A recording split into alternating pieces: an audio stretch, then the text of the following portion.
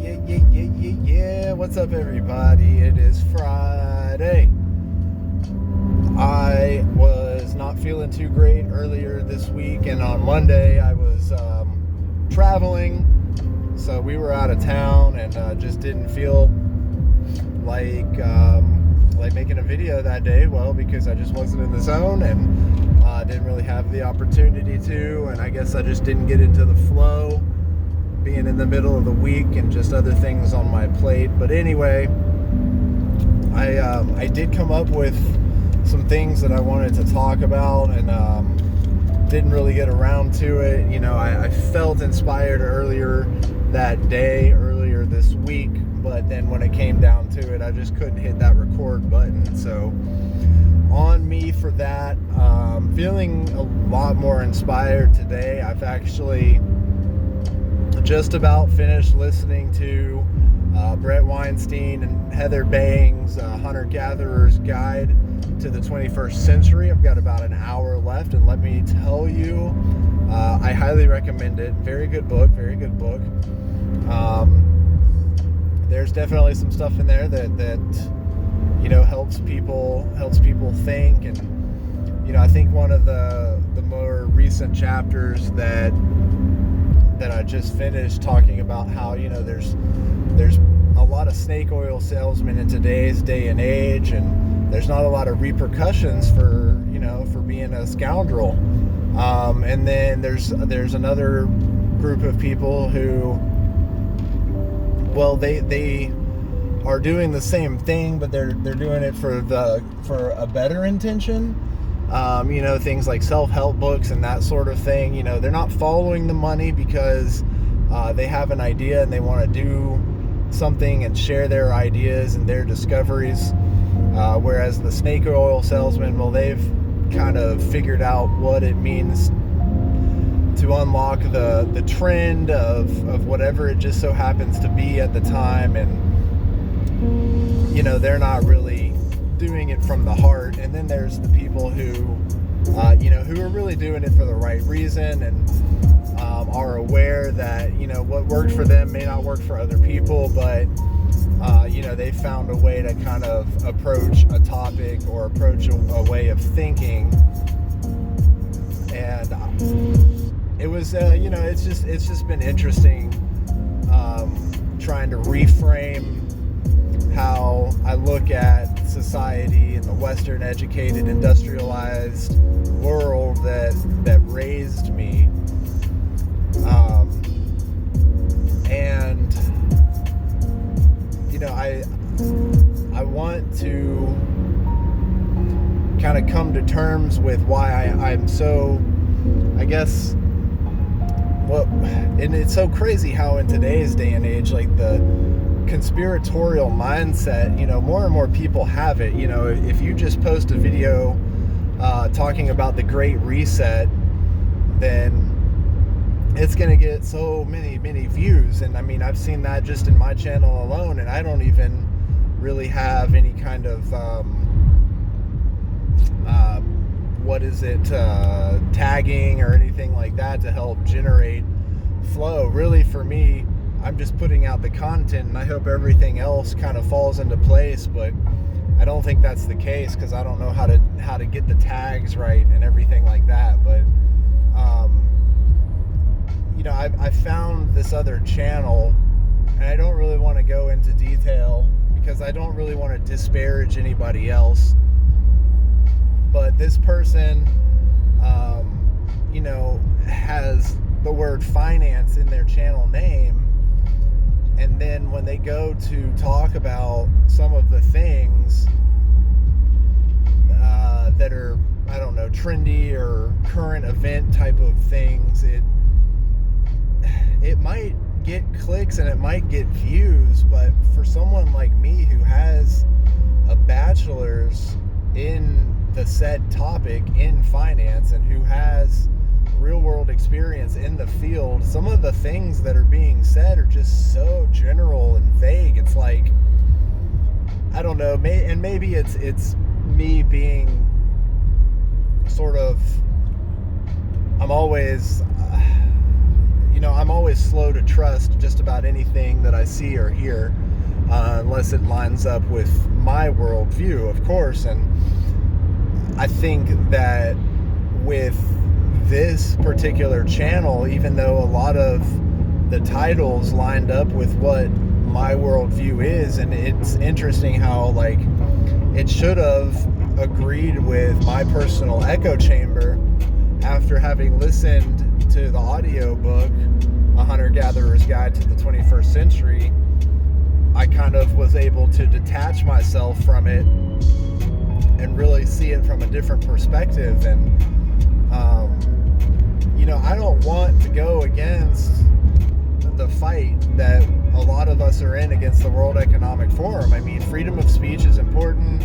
Freedom to vote with our dollar and consume goods by corporations that have our best interest at heart, and who rise to the top not through greed but through grit and doing the right thing for the consumer, should be rewarded. And I do believe that the World Economic Forum, even though it has a mission statement that is, it declares that it's good and righteous, it is ultimately funded by corporations that are not, and that have been caught doing unethical and immoral things. And, as George Carlin once said, it's a big club and you ain't in it. And, well, that's the thing. I mean, these giant corporations, they have been shown to screw over their own client base, and the world and the environment. I don't really think I need to go into too much detail. I don't want it to be general either. So, the Exxon Valdez issue, Apple, with its commitment to the environment, but yet it has nets around its factories, Nestle and its child slave labor for chocolate, blood diamonds. The lithium mining industry is one of the new ones for electric vehicles.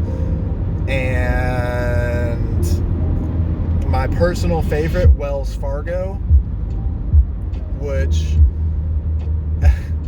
Tombstone is one of my favorite movies, and I love how even in that movie, there's a Wells Fargo.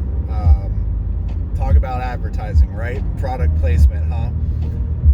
Well, many companies in my industry that I'm familiar with, being financial services, have committed so much fraud that it's practically baked in to the service fee. So instead of actually being held accountable, they just pay a big fine with your money that they take from you through service fees to regulatory agencies like FINRA and the SEC, and they just keep getting away with it, and time will move on, and the clock continues to tick, and it's a war of attrition. I've talked about this before, how they have this long-term goal in mind of what they want, and they have for a while. Just like I talked about that person who, back when Reddit was a little bit more pure, was a proclaimed defector from the elite. And I say that, I don't mean to infer that there is such thing as the Illuminati. There is not. But there are wealthy people who, as you increase your wealth and increase your status and increase your power, your social circle gets smaller and smaller and smaller, and those ideas that they have tend to circulate amongst a smaller and smaller group of people at the top of the social hierarchy, the monetary hierarchy, the political hierarchy, and money can move mountains. So the Taj Mahal was built to impress a woman, and money made that material move.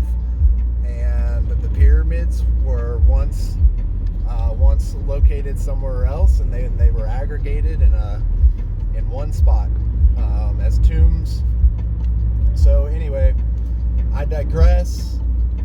But the thing is that what I really wanted to kind of touch on, getting back to corporate responsibility and how we're kind of seeing the world and how it's sort of being framed for us. I feel like the more time goes on, the war of attrition keeps happening. People just tend to wake up and get quote unquote woke, and then whatever trend or popular type / populism thing catches on, big corporations capture it, turn it into a marketing campaign, and the world goes on, and the sheep will go back to sleep, the turkeys keep staring up at the sky, and the lambs keep getting led to slaughter.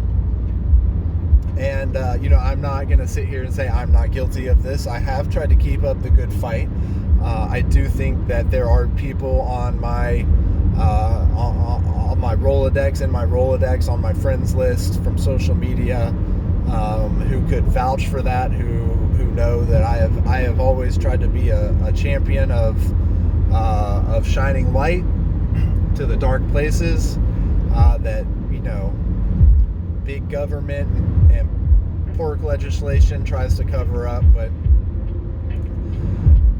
I wanted to follow up on one of the videos that I watched earlier in the week and circle back to the topic du jour of ESG scores, especially for companies and investments such as mutual funds and ETFs.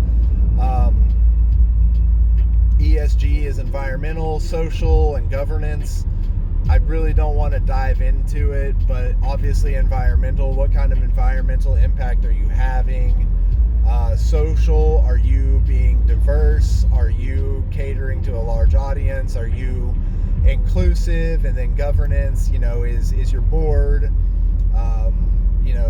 ethnically diverse, gender diverse, and all of that. And that's the basic overview of it. And Disney, being one example, was really, had a really bad score. And then once they committed to certain changes that were theorized about by the ideological elites in their ivory towers, the people who don't get out and get on their hands and knees and build things, they read books and they teach other people and they theorize and they hypothesize, and they don't realize the damage that they're doing to society. But they for some reason they want to champion a cause, I guess, because they're too scared to go out and do anything else. I don't know, but they want to champion and be a voice for people who don't really care if someone's speaking for them or not. And it's just I don't know. It's come to be such a messy ordeal. But these intellectuals in their ivory towers who don't go out into the field and don't get their hands dirty and don't put on work boots and don't talk to the people that are actually being affected by this, and all they want to do is find the facts and information relevant to making their point without listening to alternative data points. They don't want to be open-minded to anything that could potentially derail their argument, because, well, they're probably not going to continue to get funding. I don't know. And don't even dare try to come up with something that maybe go against whatever is the culturally accepted desired outcome for a certain group of people. I guess some animals are more equal than others. I'm not going to go into much more detail than that, other than there's books that need to be read and perspectives that need to be gained by people who are gay and trans and black and Mexican and Native American and Russian and Ukrainian and lesbian, straight, bi, and all different backgrounds, and their opinions need to be championed, but they also need to be metered, and you can't just cater to the needs of the few at the expense of the many. If it ain't broke, don't fix it. So anyway, these Ivory Tower folks are basically coming up with these ESG scores for these companies and these funds based on that, and now Disney has a good score.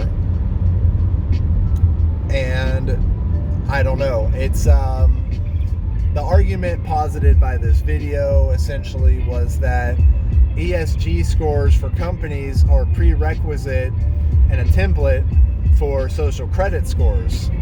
Are you being environmental? Are you recycling at home? Are you being socially conscious? How are you policing your words and your thoughts? That kind of ties into the whole Neuralink video that I did. What are you doing to quell and quash certain impulses and things like that within yourself? How are you governing your own impulses and emotions and behaviors? And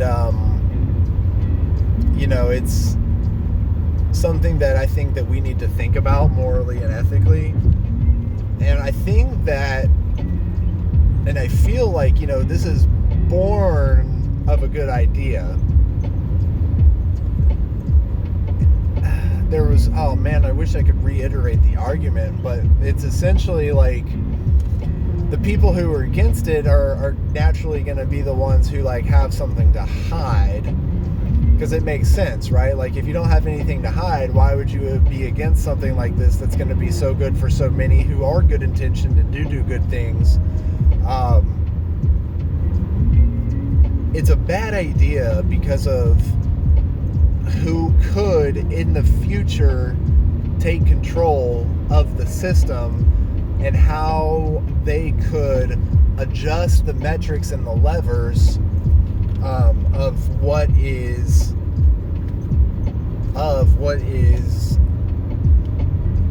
good or bad thing, and so that crosses territory into morality and ethics, because if this system was implemented and then you had a Stalin type person take over, well,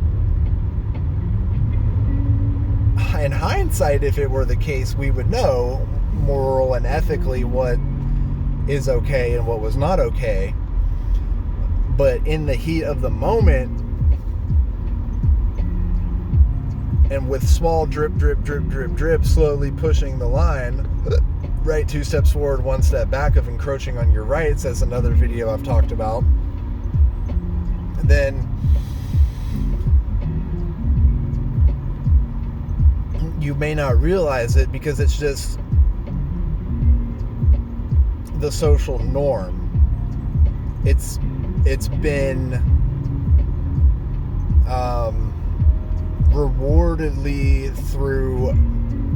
negatively rewarding to do this certain behavior, and if that certain behavior is turning in your neighbor for saying something bad about the leader, then you get rewarded with food, shelter, points, something, and then your neighbor gets taken off to a prison camp where they dig 6x6 holes in search of lithium for the electric vehicles. I don't know, getting specific with my metaphors, but the concept holds true that it might be benevolent now, and it certainly is. I can't really argue against the conceptual idea of the benevolence that is trying to be achieved by implementing a system such as this. And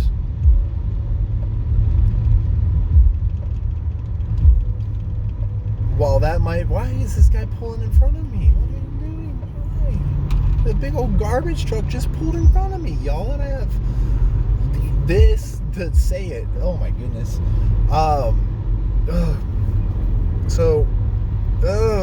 The garbage truck broke my train of thought. Who would take power?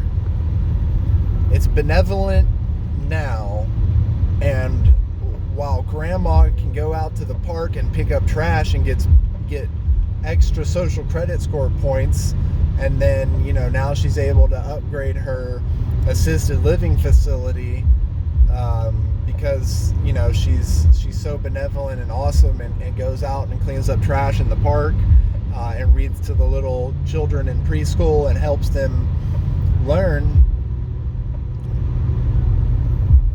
In 80 years, when those little children are grown up, where are they going to be at? Who's going to be the one pulling the strings behind this technocratic system?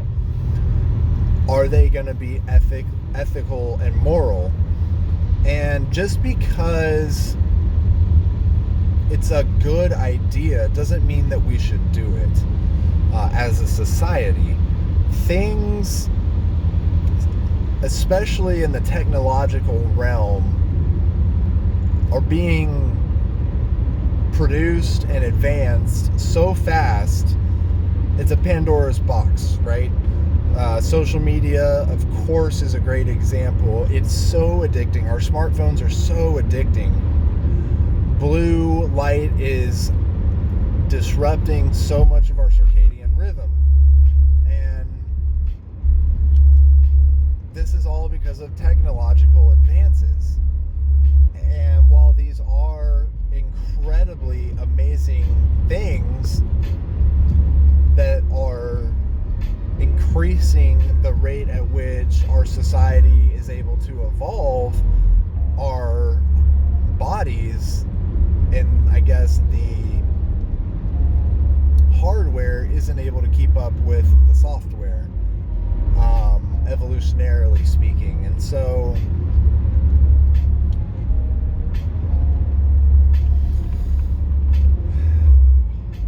we have to be careful about implementing a social credit score type system, because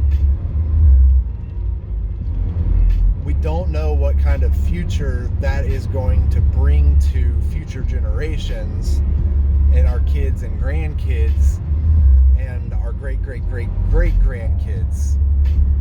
And we don't know what social norms are going to be acceptable or not acceptable. And the people in power, as we've seen, don't always have the best intentions or make the right decisions. They have proven time and time again that they are not, in fact, beholden to their constituent voters. They are not beholden to the people that they say they are beholden to. They say things to get elected, but they do things in favor of whatever corporate interest and lobby is putting the most money in their pocket. So if you follow the money, and this circles us right back to the World Economic Forum, these big corporations are the ones with the most money. And if you go back to one of my very first videos about how a corporation is a person, because of the legal factors of it, you will see how this can be a problem. And while a person is made up of many organisms, the same can be said for a corporation. It is made up of many organisms, which are the people and the minds, with one common goal or outcome that they are trying to achieve. And the cultural ethics of that organization, while outwardly might be benevolent, inwardly might be corrupt. And we see this mirrored in individual humans, from you and me, because some days we are good and some days we are bad. I know personally that I have done things in my past that are ethically and morally questionable. I'm sure you have too. Nobody is perfect. And we also see this behavior mirrored in people that are our leaders, our politicians, our heroes, sports heroes, and things like that. You know, they are corruptible, and they are human. And yes, there is a little bit of an element of, you know, forgiveness involved, and allowable error, but we can use this as a way to see that corporations over time, while given the ability to be a person in a lot of ways, they are mirrors of actual people in many ways, being that we are made up of people. And I don't care how many courses someone has taken on ethics or morality. A financial advisor working for a big box company, even though the law states that they're supposed to have that they're supposed to put their interest ahead of yours, and in many times that is easy to do because their interests align with your interests. But occasionally those two ideas go against each other.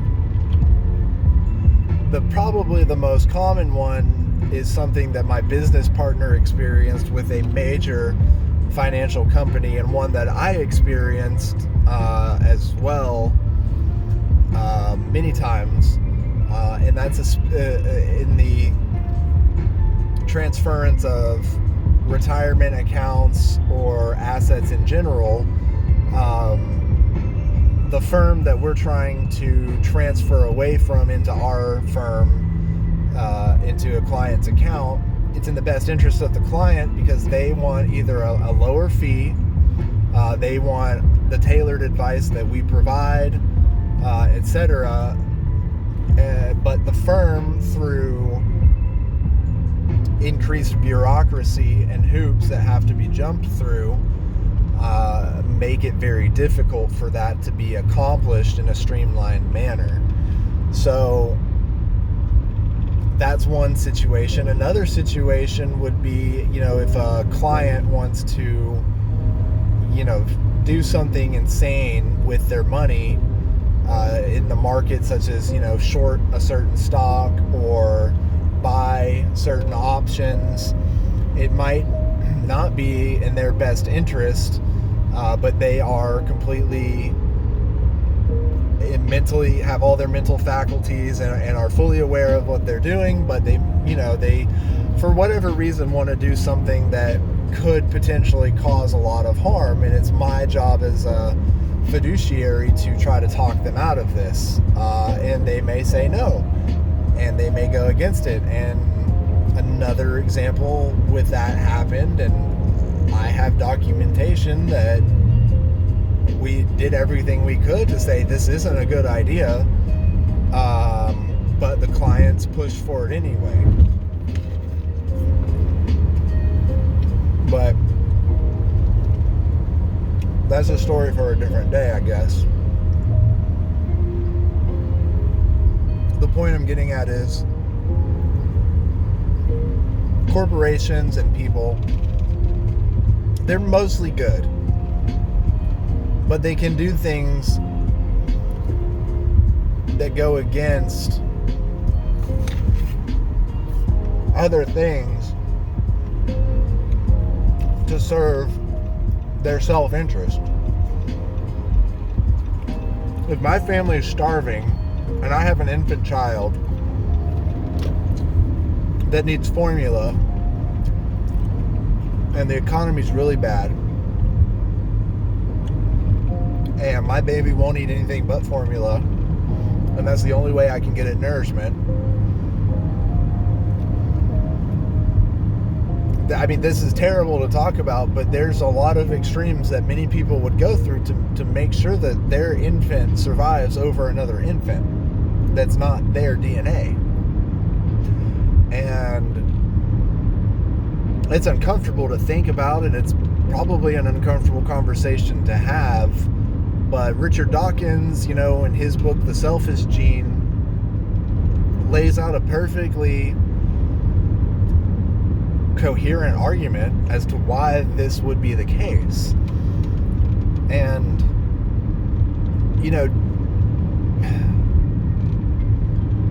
fast forward that to now, and we live in a society where hopefully that never happens again through technological advances like GMOs, advances in medicine, and things like that. So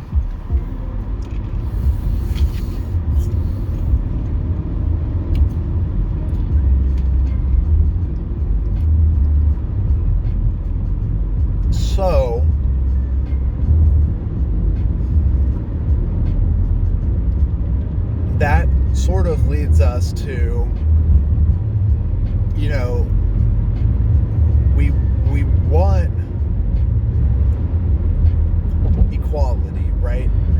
Equal opportunity, though, doesn't mean equality of outcome. It simply does not. On average, men are larger in physical size than women. On average, we're taller. On average, blah, blah, blah. On average, women are smarter. And things like that. So, there's going to be more women who are pediatricians than men.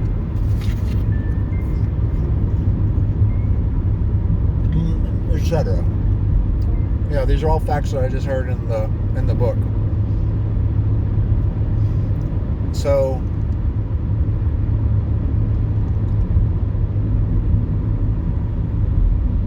I don't know. There is a good point about equality and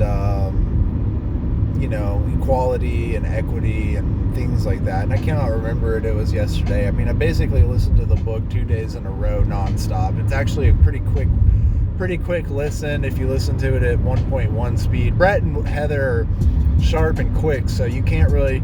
I listen to most books at 1.25 or 1.3. With Brett and Heather, though, they're quick. They're quick and they're good. And I think the natural evolution of my videos as well has been such a manner that, I talked very slow and methodical in the beginning, and I was very slow to make points because I had to think before I spoke.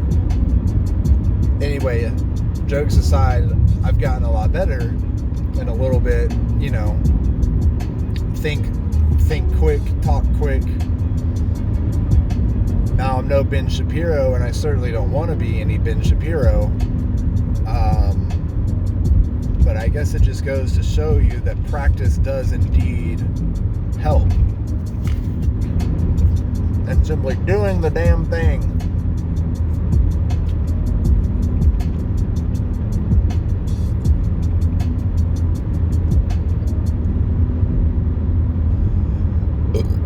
So, I don't know. What do y'all think? Is social credit scores, are social credit scores something that are going to be good? Are we going to be able to provide a system of checks and balances that prevents it from being corrupted, like systems have in the past. So I think that there are people asking these questions, and it gives me hope. But I also think that we can't predict what 180 years from now is going to look like. We can't predict how our social norms will change.